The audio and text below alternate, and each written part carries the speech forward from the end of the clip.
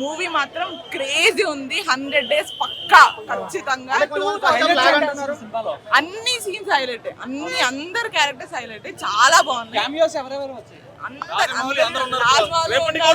విజయ్ దేవరకొండ ఉన్నాడు, అందరు ఉన్నారు. చాలా ఆర్జీవి గారు చాలా క్రేజీ, ఆర్జీవి కూడా చాలా క్రేజీ, చాలా బాగుంది. అందరు చాలా క్యారెక్టర్స్ కవర్ అయ్యాయి. అంటే ఫస్ట్ హాఫ్ కొంచెం స్లోగా ఉందని. అలా ఏం లేదు, జస్ట్ కొంచెం ఫన్ గా వెళ్ళింది. అండ్ లేటర్ తర్వాత ఇంటర్వెల్ బ్యాంక్ మాత్రం గూస్ బంప్స్. క్లైమాక్స్ ఎలా అనిపించింది? Climax peaks. ఇంకా బోర్ అనేది కొట్టదు. సో ఏ పార్ట్ లో కూడా బోరింగ్ అనేది ఉండదు. కంప్లీట్ గా ఎంటర్టైన్మెంట్. అసలు మేము ఎక్స్పెక్ట్ చేయలేదు సార్ని అలా చూపించారు. అసలు కమల్ హాసన్ సార్ ఏనా అని అనిపించింది. లాస్ట్ కి మళ్ళీ అతను యాక్చువల్ వే అనేది చూపించారు. ఆ కన్వర్జన్ అనేది బాగుంది.